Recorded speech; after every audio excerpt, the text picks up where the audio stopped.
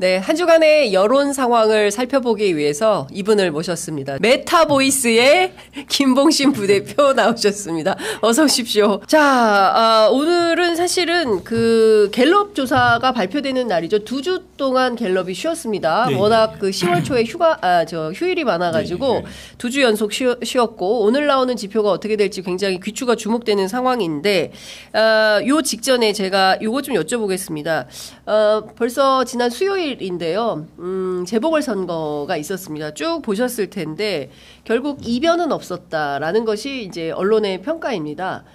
조사 전문가로서 이번 재보선 결과 어떻게 분석하십니까? 예, 이번 재보선 결과 마찬가지 여러 이제 분석이 사실 이변이 없었다라고 하는데요. 그건 맞는 말씀인 것 같고 그렇지만 조금만 좀 들여다보면 네. 주의해서 봐야 될 그런 내용은 없지 않아 있습니다. 예, 먼저 이제 서울교육감 같은 경우를 보시면은 서울교육감이 이제 그 사전 투표가 8%, 8.5%였고요. 당일 투표가 15였습니다. 그러니까 투표율 전체가 23.5로 되게 낮고요. 투표율도 낮은데 사전 당일 했을 때 당일 투표가 더 많이 나왔다.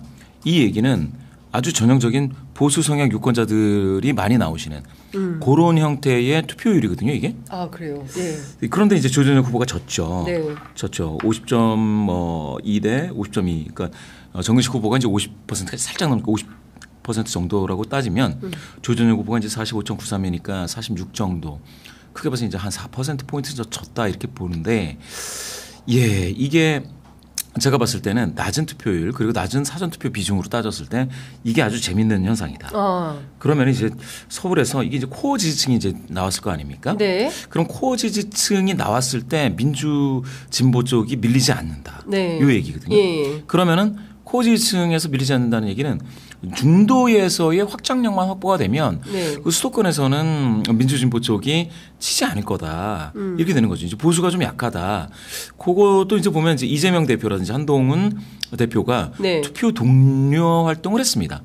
또 각 당이 플랜카드를 좀 교육 현안으로 이제 내걸면서 네. 나름 이게 이제 정당이 선거운동을 해줄 수는 없는 거고 네. 나름 그 관련해서 의견을 냈어요. 그 의견을 내면 사실은 민주당에서 의견을 내는 것들을 정근식 후보가 이제 덥석 네. 받아서 그걸 이제 정책으로 낸다던가 국민의힘이 플랜카드 현수막을 내면 네. 그 조전혁 후보가 낸다든가 뭐 이런 식으로 해서 정책적인 어떤 유대가 있다 이런 걸 보여줄 법도 하죠. 네. 그러저러한 거 두 대표의 투표 동료 영향력 이런 걸 봤을 때 사실은 그러면 이 결과만 따지면 이재명 대표의 투표 동료 활동에 대한 영향력이 한동훈 대표보다는 좀 더 강했지 않느냐라는 미세하지만 강했지 않느냐 이런 정도도 이제 짚어볼 만한 그런 게 됩니다.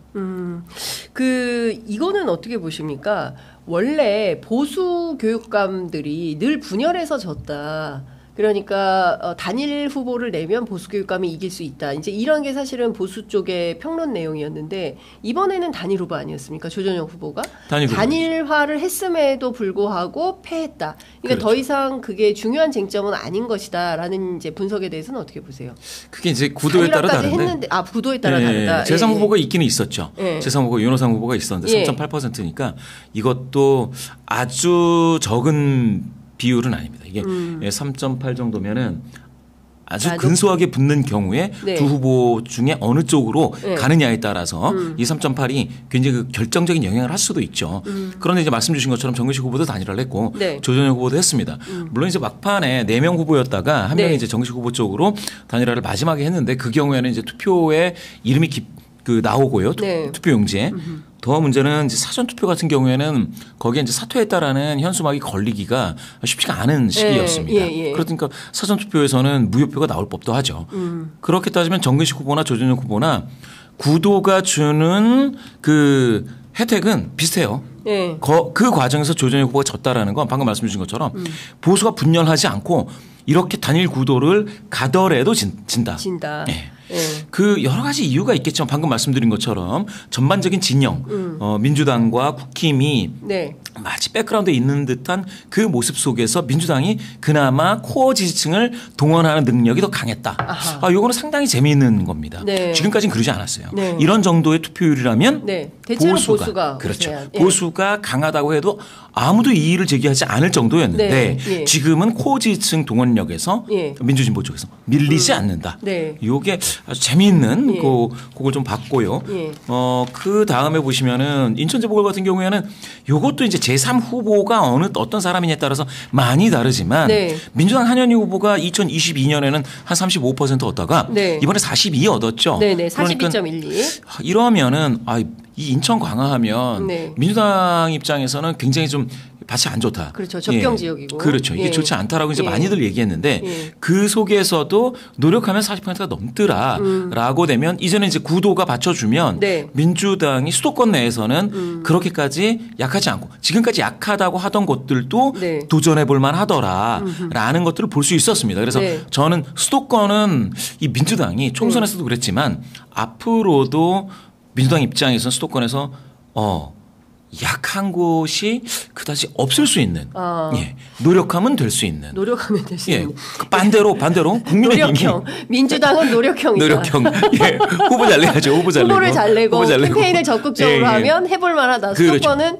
확실히 민주당이 많이 좋아지는 상승곡선을 탔다. 그런데 국민의힘은 그 안에 이제 반대로 코어가 약해지고 있는 거 아닌가라는 것들 더군다나 뒤에서 정당이 백그라운드에서 받쳐준다 하더라도 이게 서울이나 인천 이쪽에서 인천도 이거 이 정도면 인천에서는 한 지금 50.97이니까 51로 따지면은 한 55 정도 해도 이상하지 않을 텐데 좀 좋지 않습니다. 안상수가 6.2에 이제 머물렀거든요. 요거 합치면 이제 한 57 정도 되는 건데요. 기본 그렇게 저렇게 따지면은 약간 약했다라고도 볼 수가 있겠습니다. 반면에 부산 같은 경우는 지금 22.07% 차로 국민의힘의 윤희련 후보가 승리를 했는데요. 김경지 후보가 38.96, 윤희련 후보가 61.03. 이게 지난 4월 총선에 있었던 그 내용을 보면 그때 백종원 후보가 56.62, 박인영 후보가 43.39 해서 13.25% 표차였습니다. 그러니까 총선 때보다 더 벌어진 거예요. 부산의 경우에는. 그러면 이건 어떻게 해석해야 되는 거냐. 그러니까 서울과 수도권에서는 민주당의 코어가 강해진 반면 영남에서는 오히려 국민의힘의 코어가 더 세졌다. 이렇게 분석을 해야 되는 것인지, 그렇다고 한다면 이 추세가 계속된다면 차기에 있을 지방선거나 또 대통령 선거 그때는 이 분위기가 어떻게 될 거냐, 이건 어떻게 전망해야 되겠습니까? 몇 가지를 생각하게 합니다. 방금 말씀 주신 것처럼 지금 총선 때보다도 그 국힘 대 민주의 이 격차가 좀 더 벌어졌습니다. 벌어서 22%포인트 격차라고 한다면 이건 6대 4보다 더 벌어진다는 얘기거든요. 그렇죠? 61대 이제 38.96인데 그럼 40인데 이게 좀 약해요.